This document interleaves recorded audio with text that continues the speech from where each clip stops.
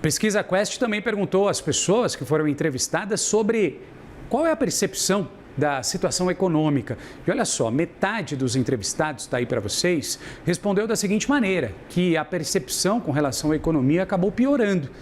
27% acreditam que ficou do mesmo jeito, enquanto 21% afirmaram que a economia acabou melhorando. 2% não souberam responder. E essa pesquisa Quest também quis saber sobre o preço dos alimentos nos supermercados no último mês. 72% responderam que os valores subiram, está ali, aquela faixa vermelha. 18% acreditam que ficou tudo igual. 8% afirmaram que os preços dos alimentos caíram, já 2% não souberam responder. A pesquisa ouviu 2.004 eleitores entre os dias 9 e 13 de abril. E, claro, temos uma margem de erro que é de 2 pontos percentuais, tanto para menos quanto também para mais, né? E o nível de confiança dessa pesquisa é de 95%. A pesquisa está registrada no Superior Tribunal Eleitoral. Agora são 11 horas e 12 minutinhos, justamente sobre esse assunto da pesquisa, desses últimos números divulgados pela Quest, né, o resultado da pesquisa Genial Quest. Vamos conversar com um analista político, o Eric Deccar. Tudo bem, Eric? Já está aqui aparecendo na nossa tela, sempre muito bom conversar com você. Um bom dia e uma boa quarta-feira, bem-vindo. Bom dia, Renan. Agradeço a oportunidade de estar aqui com vocês, de a gente falar um pouquinho sobre esses números que você trouxe anteriormente e um pouco do impacto disso no mercado financeiro. Eric, vamos começar pela economia. Acho que diante desse olhar dos entrevistados, né, das pessoas que foram ouvidas pela Genial Quest, muita gente acredita que essa piora na percepção, né, quando a gente fala de economia, é que, de certa forma, tem causado essa virada aí no jogo contra o atual presidente Lula. Como é que você analisa o mercado e as pessoas que foram ouvidas nessa intenção delas?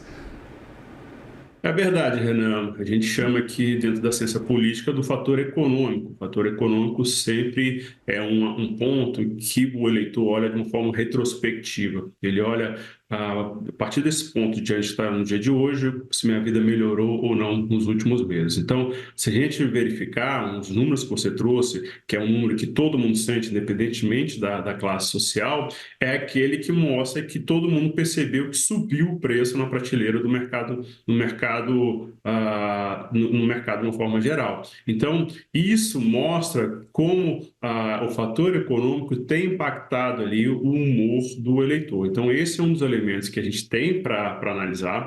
Um outro elemento que conversa com essa questão econômica, mas que não teve efeito, é justamente uma das apostas do governo, Renan, que foi a isenção do imposto de renda para quem ganha até 5 mil. A pesquisa Quest captou que isso ainda não tem feito nenhum efeito dentro da percepção do eleitorado. Então, ali onde está uma das principais apostas do governo, isso a gente percebe com base nesses números que a Quest traz, que isso já não está no nosso dia a dia. O que tem mais tido peso é essa questão da inflação, que é onde há uma percepção de piora, uma percepção bem elevada, como você mostrou no quadro anterior. O Eric, a gente sabe muito bem que, para além, né, dessas conversas que nascem nas ruas, as lideranças das campanhas dos pré-candidatos estão sempre monitorando os números, né? E aí eu queria entender de você se essa pesquisa, de alguma maneira, ela pode forçar o atual presidente Lula a fazer cada vez mais iniciativas, digamos, populistas e de alguma forma acabar piorando, né, esse quadro fiscal, ou o atual presidente tem de seguir um outro caminho, adotar outras medidas? Como é que você analisa? Renan, hoje é a principal preocupação dos principais players do mercado financeiro é justamente entender em que momento o governo pode apertar um gatilho de maior gastança para tentar se fortalecer nessa campanha eleitoral. Então, isso está sendo monitorado não só pelos players do mundo da política, mas também do mercado financeiro, com bastante preocupação no sentido aí de que, tendo em vista que é um cenário muito equilibrado, tendo em vista que a rejeição do governo ainda se mantém muito alta, como você também mostrou no quadro anterior, ele então começar a usar desses artifícios. Ainda não está aqui claro quais quais são as medidas. Também é bom ter em mente, todo mundo que está nos acompanhando, essa questão das eleições está começando a ganhar tração aqui em Brasília. A gente teve um momento muito importante, que foi agora no início de abril, onde se definiram, ficou mais claro, um pouquinho mais claro para o eleitor e para a população de quem são os candidatos, com inclusive a desistência de alguns candidatos que estavam se colocando na centro-direita. Então, é a partir de agora que o Palácio Planalto vai pegar os números, vai se depurar e, em cima disso, vai tomar as ações. Então, essa questão do gasto está no radar, inclusive, dos principais players do mercado financeiro, no sentido de poder ter uma maior gastança nesses próximos meses. Eric, a gente sabe, né, e usando aí essa palavrinha tão importante, os players do mercado, mas há players da política também, né? Não somente esquerda e direita, mas talvez os principais players nessa história toda sejam os artistas do Centrão, digamos assim. Qual que é a chance dessa pesquisa levar aliados do governo do Centrão a tender a mudar de lado ou não, ou permanecer ainda firmes ali nessa aliança? A cabeça aqui em Brasília, Renan, de uma forma geral, é de uma disputa muito acirrada, tá? E aí eu queria pegar dois pontos importantes que essa pesquisa traz.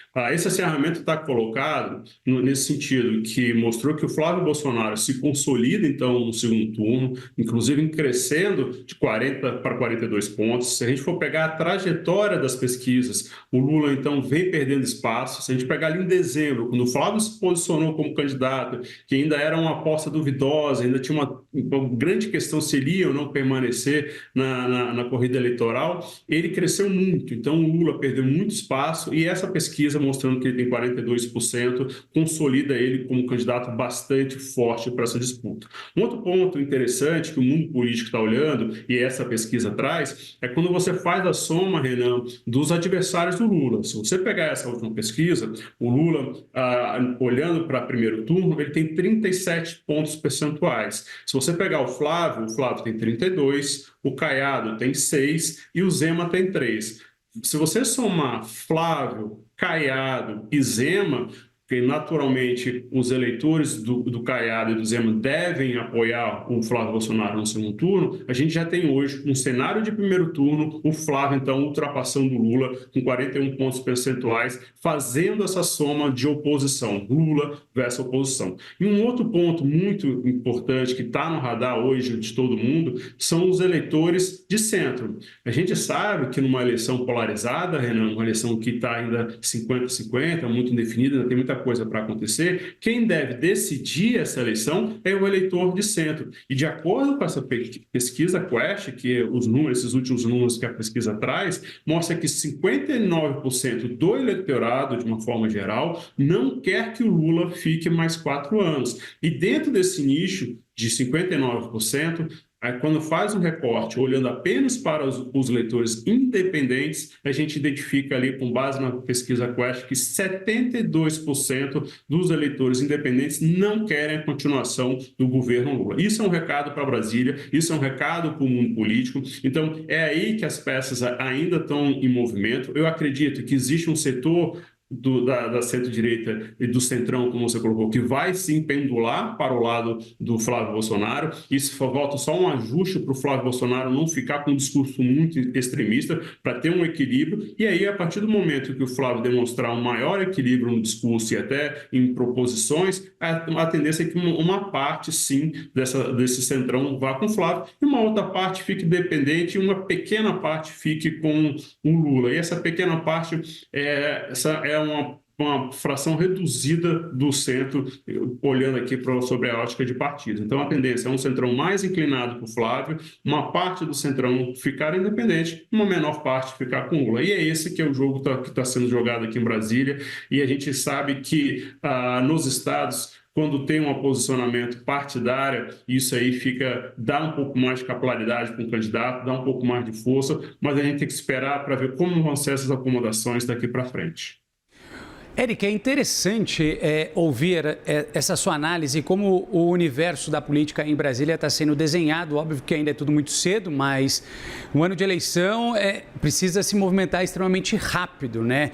E para além disso, como é que você avalia essa questão da virada de Flávio Bolsonaro para o segundo turno? A gente pode dizer que é mais mérito do próprio Flávio, né, da equipe do Flávio Bolsonaro, do senador, ou então é falha da equipe do governo de Lula ou até mesmo do próprio presidente?